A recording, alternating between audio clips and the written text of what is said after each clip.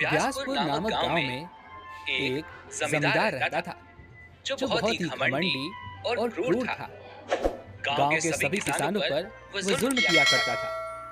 और तो और उसने गांव के सभी लोगों की जमीन थोड़े से पैसे देकर हथिया ली थी। और अब उसकी नजर गांव के एक छोटे से किसान पर थी जिसका नाम था राघव, जो अपनी पत्नी शीला और अपने दो बच्चों नैना और अमन के साथ रहता था। राघव बहुत गरीब था। उसके परिवार की हालत भी बहुत दयनीय थी। सुनिए जी, आप मेरी बात क्यों नहीं मानते? जमींदार के यहाँ से कई बार बुलावा आ चुका है। यदि मैं उनके घर पर जाकर झाड़ू पोछा बर्तन मांज भी लूं, तो इससे क्या फर्क पड़ेगा? कम से कम घर पर महीने भर का राशन तो आ जाएगा। नहीं नहीं, तुम ऐसी बातें मत किया करो। तुम्हारे ऐसी बात करने से मेरा मन बड़ा रो पड़ता है। मुझे बहुत दुख होता है। मैं ये बर्दाश्त नहीं कर सकूंगा कि मेरी पत्नी दूसरे के घर जाकर काम करे। ना ना, मैं ये नहीं देख पाऊंगा। अरे, आप इतना क्यों सोच रहे हैं? ये तो मैं अपने परिवार के लिए सोच रही हूँ। हाँ, मैं जानता हूँ, लेकिन फिर भी मैं तुम्हें काम करने नहीं दे सकता। मैं जानता हूँ कि मैं तुम्हें 2 वक्त की रोटी नहीं खिला पा रहा। मेरे बच्चे भूखे सो जाते हैं, लेकिन फिर भी मैं तुम्हें इस तरह से लोगों के घर काम करता हुआ नहीं देख सकता। राघव और उसकी पत्नी जैसे तैसे अपने घर का गुजारा चला रहे थे। वे लोग बहुत गरीब थे। उनके पास 2 वक्त की रोटी के लिए भी पैसे नहीं थे।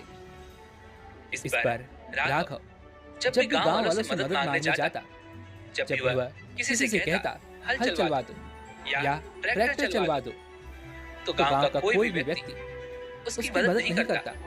वे लोग उससे पैसे मांगते, लेकिन राघव के पास तो पैसे थे ही नहीं। इसी कारण गांव का कोई भी व्यक्ति राघव की मदद के लिए आगे नहीं आता था।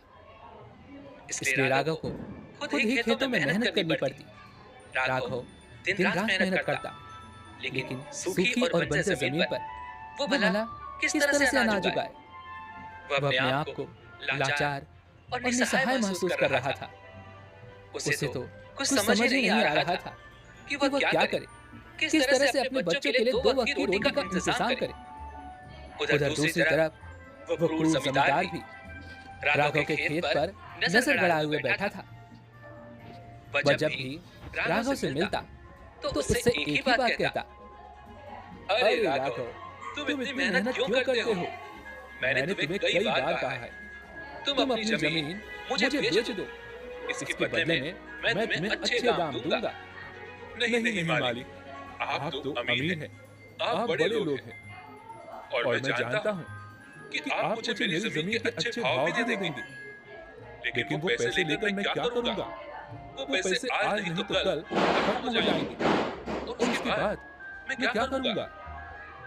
यदि आप सच में ही मेरी मदद करना चाहते हैं, तो कृपया करके मेरे खेतों में पानी चलवा दें, जिससे मैं अपने खेतों में हल चलाकर उसमें अच्छी सी फसल बो सकूं। अच्छा, तो तुझे पानी चाहिए? ठीक है, मुझे तू 2000 रुपए दे दे। मैं पूरे 4 दिन तेरे खेतों में पानी चलवा दूंगा। क्या कहा आपने? 2000 रुपए? यदि मेरे पास इतने पैसे होते तो मैं खुद का ही ट्यूबवेल न लगवा लेता। यदि समय समय पर बारिश होती तो मुझे यूं आपके सामने हाथ न फैलाने पड़ते। राघव, तेरी जुबान बहुत चलती है। देखना, एक दिन तुझे मेरे पास आना ही पड़ेगा। इतना कहकर वो जमींदार और राघव अपने अपने घर की ओर चल पड़ते हैं। जैसे ही राघव अपने घर पहुंचता है, तभी उसकी पत्नी कहती है, देखिए, मैंने आपसे कई बार कहा, लेकिन आप मेरी बात नहीं सुनते। आज घर में बिल्कुल भी राशन नहीं बचा हुआ। अब बताइए, मैं क्या करूं? मुझे समझ नहीं आ रहा कि आखिर बच्चे क्या खाएंगे? मैं उन्हें क्या खिलाऊं? ठीक है, मैं कुछ करता हूँ। जा रहा हूँ, कहीं पर दिहाड़ी पर काम कर लेता हूँ। कम से कम 2 वक्त की रोटी का इंतजाम तो हो ही जाएगा। राघव, ये सोचकर जमींदार के पास जा रहा था कि शायद जमींदार के पास कुछ न कुछ काम होगा और वह उस काम के उसे कुछ पैसे भी दे देगा, जिससे वह अपने परिवार के लिए 2 वक्त की रोटी का इंतजाम कर पाएगा। यह सोचकर वह जमींदार के घर की ओर निकल पड़ता है। वह ये सोचता हुआ निराश होकर आगे बढ़ ही रहा था कि तभी रास्ते में उसे एक व्यक्ति नजर आता है। राघव को देखकर कहता है, हुआ पहचाना नहीं? नहीं, आप कौन हैं? अरे मुझे तो लगता था कि तुम मुझे केवल एक नजर में देखकर ही पहचान लोगी। तुम तो दोस्ती के नाम पर धब्बा निकले। अरे अरे, तुम तो विजय हो ना? तुम तो कितने बड़े हो गए हो। जब तुम यहाँ से गए थे तब तुम बहुत छोटे थे और मैं तब का ही तुम्हें मिला हूँ। तो तुम ही बताओ, मैं तुम्हें कैसे पहचान लेता? पर विजय, तुम यहाँ पर क्यों आए हो? मैंने तो सुना था तुम शहर में बहुत अच्छी नौकरी करते हो और तुम्हें शहर में बहुत अच्छी पगार भी मिलती है। फिर तुम यहाँ पर क्या करने आए हो? अरे अरे, सारी बातें यहीं पर कर लोगे या मुझे अपने घर भी ले चलोगे? अरे हाँ, मैं भी कितना बुद्धू हूँ। चलो घर चलो। राघव विजय को लेकर घर जाता है और वहाँ पर वह अपनी पत्नी से कहता है, अरे भाग्यवान, सुनती हो? देखो कौन आया है। नमस्ते भाभी जी। ये तो पागल हो गया, ये नहीं बताने वाला। मैं अपना परिचय खुद ही देता हूँ। मेरा नाम विजय है। मैं और राघव बचपन के पक्के दोस्त हैं। अच्छा अच्छा, आप ही विजय हैं। मैंने आपके बारे में बहुत सुना है। तभी विजय घर की ओर देखता है और घर की हालत बहुत खराब नजर आती है और घर में केवल थोड़ा मोड़ा ही सामान था। यह देखकर विजय कहता है, मित्र, ये तुमने अपने घर की क्या हालत बना रखी है? अरे यार, कुछ मत पूछ। देखते ही देखते सब कुछ खत्म होता चला गया और कुछ पता भी नहीं चला। खेतों में पैदावार कम होने के कारण देखते ही देखते घर का सब कुछ एक एक करके बिकता चला गया। सही समय पर वर्षा भी नहीं होती, जिस कारण खेती में भी अब वो मुनाफा नहीं मिल पाता और पैदावार भी अब पहले से बहुत कम हो चुकी है। और जब मैं किसी से मदद मांगने जाता हूँ, किसी से कहता हूँ कि मेरे खेतों में पानी छोड़ दीजिए, तो वे लोग मुझसे पैसे मांगते हैं और मेरे पास एक पैसे भी नहीं है। जैसे तैसे ये जिंदगी की गाड़ी बस चल रही है। तो तूने मुझे पहले क्यों नहीं बताया? कैसे बताता मित्र? जब तुम यहाँ से गए थे तब तुम छोटे थे और तुमने अपने नए ठिकाने का मुझे पता तक नहीं दिया था। फिर मैं कहाँ जाता, किससे पूछता? खैर ये सब छोड़ो, अब मुझे ये बताओ कि आखिर यहाँ पर कैसे आना हुआ और तुम्हारे परिवार में अब कौन कौन है? तुम्हारी शादी हुई या नहीं? अरे भाई रुक जा, इतने सारे सवाल एक साथ। अच्छा ठीक है, बताता हूँ। घर में सब लोग ठीक हैं। पिताजी अब नहीं रहे, लेकिन माँ है और मेरी शादी भी हो चुकी है। साथ ही मेरे 2 बच्चे भी हैं। तो तुम यहाँ पर क्यों आए हो? जब तुम शहर में अच्छी खासी नौकरी कर रहे थे, अच्छे पैसे कमा रहे थे, तो यहाँ पर तुम्हारा क्या काम? अरे यार, जब मैं यहाँ से गया था तो मेरा मन यहीं पर रह गया। हालांकि मेरे पिताजी की सरकारी नौकरी थी, इस कारण मुझे यहाँ से जाना पड़ा। लेकिन मैं ये मन ही मन ठान चुका था कि मैं वापस लौटकर अपने गांव में ही रहूंगा। और वैसे भी अपनी मिट्टी की बात तो कुछ और ही होती है। मैं और मेरी पत्नी हम दोनों मिलकर यह सोच रहे हैं कि हम गांव में ही खेती बाड़ी करेंगे। मैं और मेरी पत्नी दोनों ही एग्रीकल्चर के शिक्षक हैं और हमें खेती के नए नए तरीके भी पता है। इसलिए हमने तय किया है कि हम अपने गांव में अब खेती बाड़ी करेंगे और बाकी सब गांव वालों को भी इसके बारे में जागरूक करेंगे। अरे यार, मेरे बारे में भी कुछ सोच। हाँ हाँ ठीक है, तू फिक्र मत कर। हम कल ही तेरे खेत चलेंगे और देखेंगे कि क्या दिक्कत है। अगले दिन राघव और विजय दोनों राघव के खेत जाते हैं। वहां पर विजय जाकर राघव की खेत की मिट्टी को जांचता और परखता है और कुछ पैसे लगवाकर वह उस खेत में ट्यूबवेल भी लगवा देता है।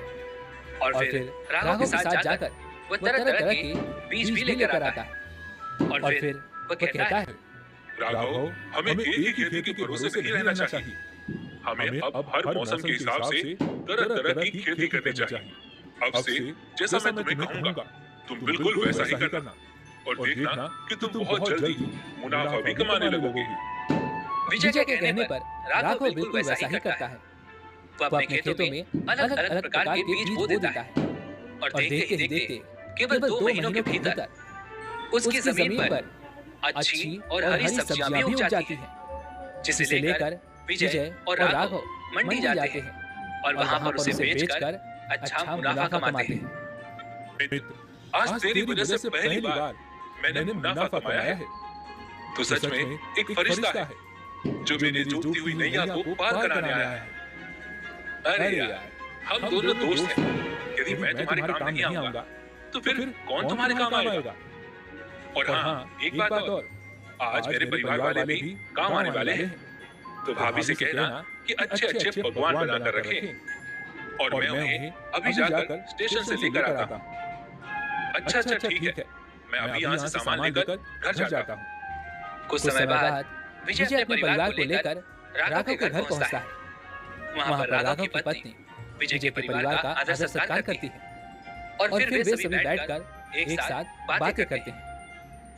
राघव भैया, मुझे आपके बारे में विजय जी ने बहुत अच्छी तरह से बताया है। आप चिंता न करें, अब से हम आपके साथ हैं। बस हम जैसा जैसा आपसे कहते जा रहे हैं, आप बस 1 साल तक वैसा ही कीजिए, और आप देखिएगा कि आपको बहुत मुनाफा होगा। भाभी जी, सच कहूं तो विजय मेरे लिए एक फरिश्ते के जैसा है। यदि यह इस परिस्थिति में आकर मुझे न संभालता तो पता नहीं मैं क्या करता। इसने एक फरिश्ते की तरह आकर मेरी डूबती हुई नैया को पार करा दिया। अब से राघव और विजय मिलजुल कर खेती करने लगे, और सभी गांव वाले भी यह देखकर बड़े खुश थे। सभी लोग अब विजय से राय लिया करते थे, अपनी खेती में और सुधार करने लगे थे। लेकिन ये बात जमींदार को हजम नहीं हो रही थी।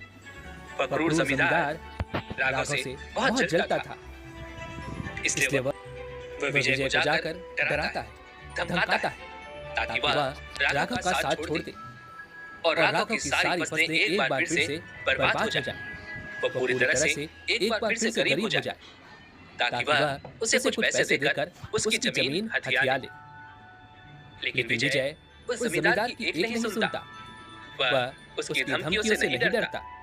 वह अपने मित्र राघव का साथ देता है, और विजय अपने मित्र राघव के साथ मिलकर अच्छी तरह से खेती भी करता है, और बाकी सभी गांव वाले भी विजय की राय लेकर ही अपनी खेती किया करते। देखते ही देखते 1 साल बीत जाते हैं, और विजय ने जैसा बताया था, सभी के खेतों में जमींदार के खेतों के मुकाबले बहुत अच्छी फसल हुई थी। यह देखकर जमींदार बहुत निराश हुआ, और उसे अपनी गलती का एहसास भी हो गया। वह राघव और विजय के पास पहुंचा। उसने राघव से अपनी गलती की माफी मांगी। राघव और विजय ने जमींदार को माफ कर दिया। देखते ही देखते अब राघव भी अच्छा मुनाफा कमा रहा था, और अब उसके परिवार की स्थिति भी सुधरने लगी थी। उसके परिवार की स्थिति अब बेहतर से और भी बेहतरीन हो रही थी। दोस्तों, इस कहानी से हमें ये सीखने को मिलता है कि हमें एकजुट होकर मिलजुल कर काम करना चाहिए। यदि आप किसी का नुकसान करने की कोशिश करेंगे तो आपका भी नुकसान होगा। इसी के साथ में उम्मीद है कि आपको आज की वीडियो जरूर पसंद आई होगी। तो लाइक और शेयर करने के साथ चैनल को सब्सक्राइब और घंटी बटन को जरूर दबा दीजिएगा। तो चलिए फिर मिलते हैं अगले हफ्ते ऐसी ही एक और कहानी के साथ।